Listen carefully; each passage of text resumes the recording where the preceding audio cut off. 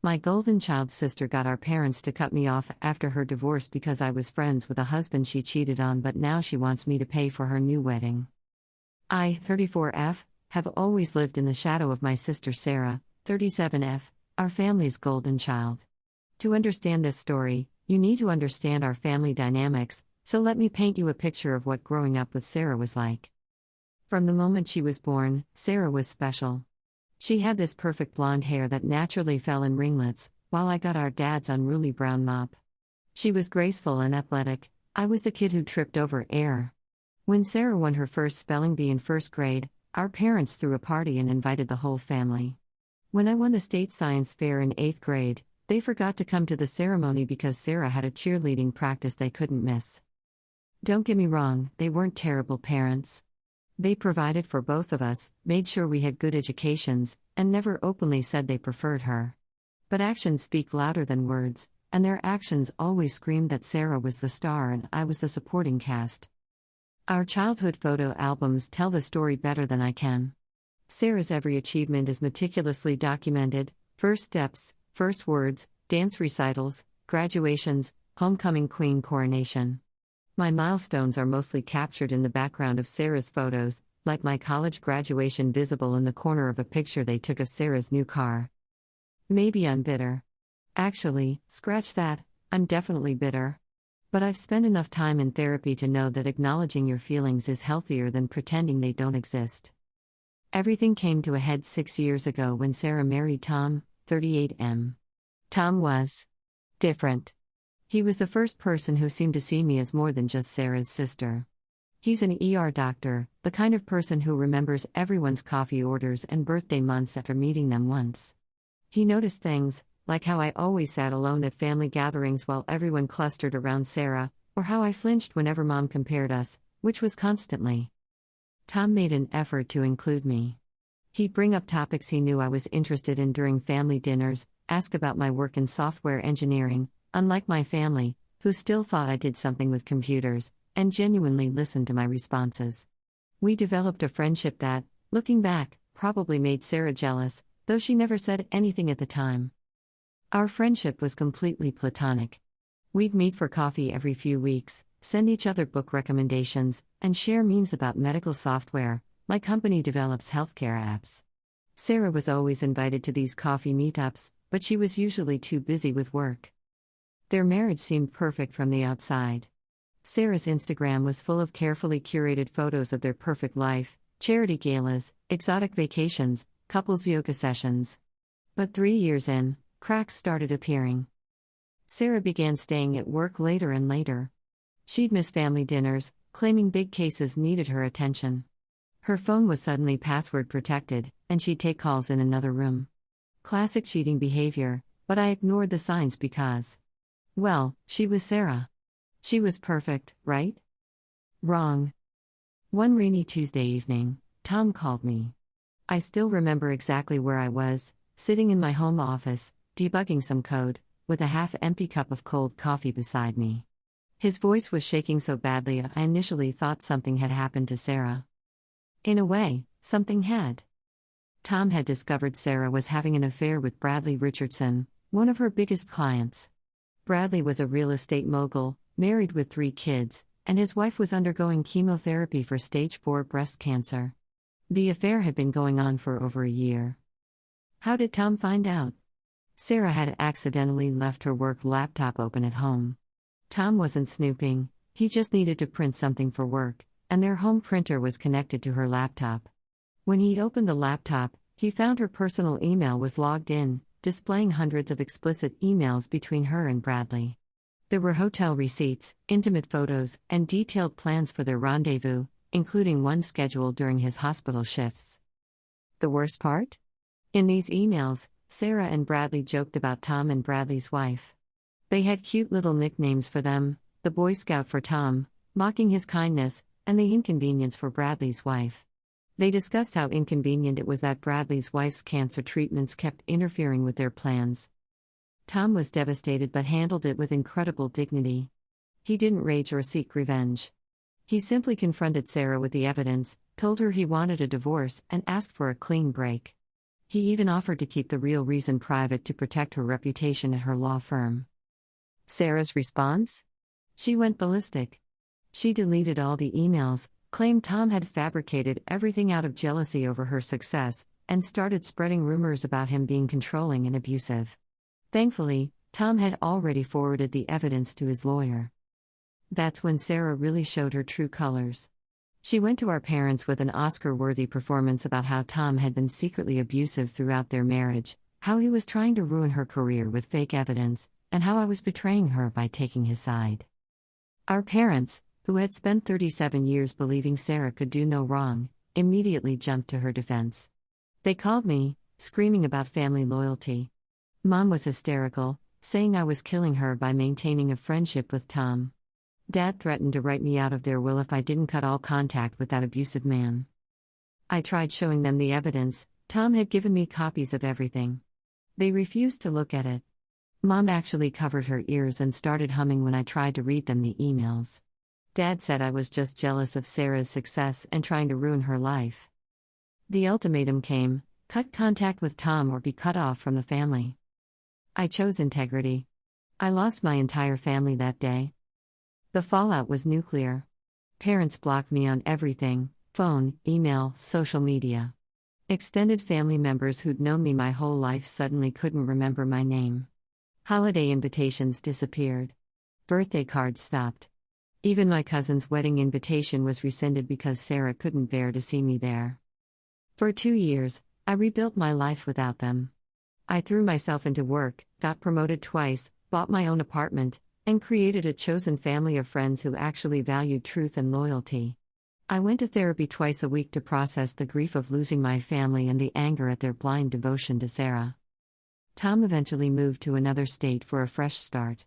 He's now happily married to Rachel, an oncology nurse he met at work.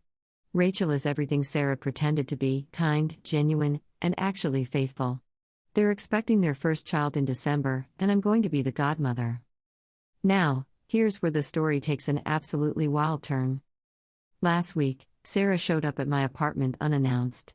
She looked exactly the same: perfectly styled hair, designer clothes, that practiced smile she uses in court.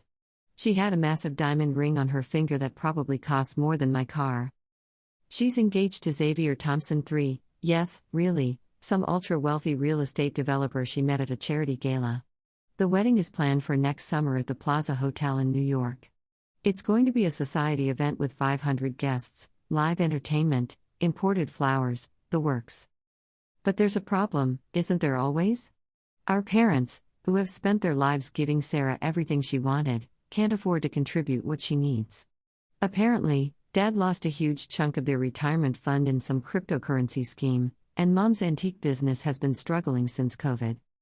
So Sarah, my dear sister who got me disowned and hasn't spoken to me in 2 years, came to ask me for $40,000 for her wedding. Her justification? I make good money as a software engineer and don't have any real expenses since I'm single and childless. She even had the audacity to say it would be a good investment in rebuilding our relationship. I laughed. Not a polite chuckle, a full, bitter, slightly hysterical laugh that probably made my neighbors wonder if I'd finally lost it. Sarah started crying, on cue, as always. She claimed she'd changed, grown, learned from her mistakes. She said she'd tell our parents the truth about Tom if I helped with the wedding. She even offered to make me her maid of honor, as if that was some great privilege I should be grateful for. I told her she should have told the truth 2 years ago because it was the right thing to do, not as a bargaining chip to get money.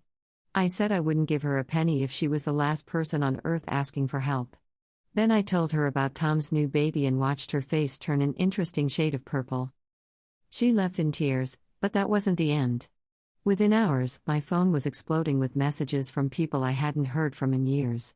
Second cousins, old family friends, former neighbors, all telling me how cruel I was for not helping my poor sister who was trying to make amends. Continued in next section due to length. Mom and Dad finally broke their 2-year silence to call and berate me. Mom was sobbing about how I was destroying the family, again. Dad said I needed to grow up and let go of childish grudges. They seem to have completely forgotten that they're the ones who disowned me. The guilt tripping has been intense. Sarah's new fiancé, Xavier, even called me. How did he get my number? To lecture me about family obligations and Christian forgiveness. He mentioned something about tax benefits if I wrote it off as a gift, which tells me everything I need to know about him. But here's where it gets even better, or worse, depending on how you look at it. Yesterday, I received a cease and desist letter from Sarah's law firm, threatening legal action for defamation because I told a mutual friend about her affair with Bradley.